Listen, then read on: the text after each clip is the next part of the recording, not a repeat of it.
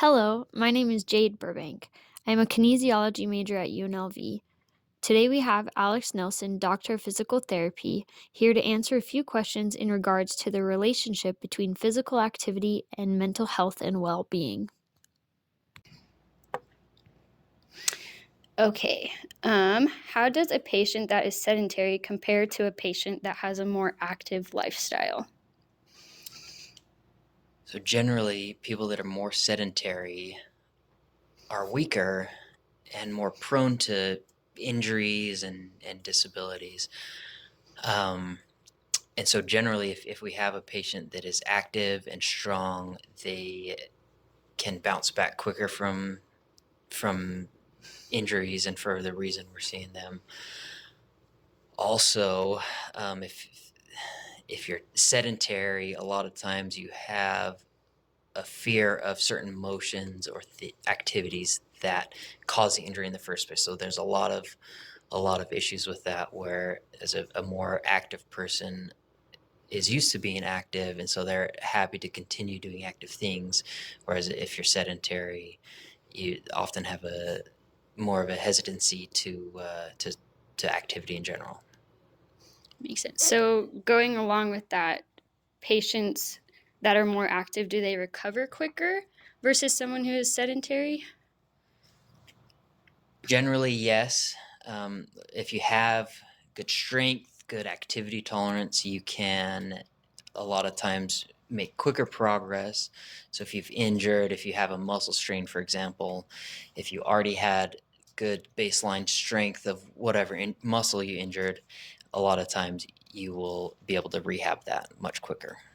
Okay. And then going into more of like the mental health side of things, can a bad mental state cause physical pain? Do you believe people can create or make up pain? So I think that a bad mental state, or really anything along those lines, can cause pain. Pain is really just our brains, our nervous system's response to something that it thinks is wrong. And so if you're dealing with a lot of anxiety or depression, that can cause pain, but also can elevate pain. So if your back hurts and you're dealing with a death in the family or something that's making you very anxious or stressed, that can elevate your pain, or even just kind of cause pain from something that is not necessarily physically wrong with your body. Um, and then lastly, for those who live an active lifestyle and then gain an injury, which causes them to go to physical therapy, how do you see this affect their mental health?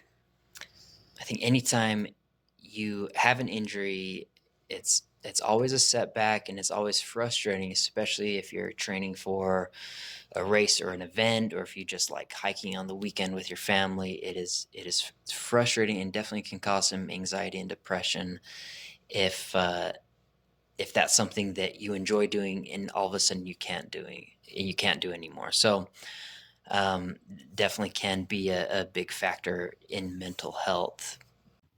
Yeah, I could see how that could affect your mental health.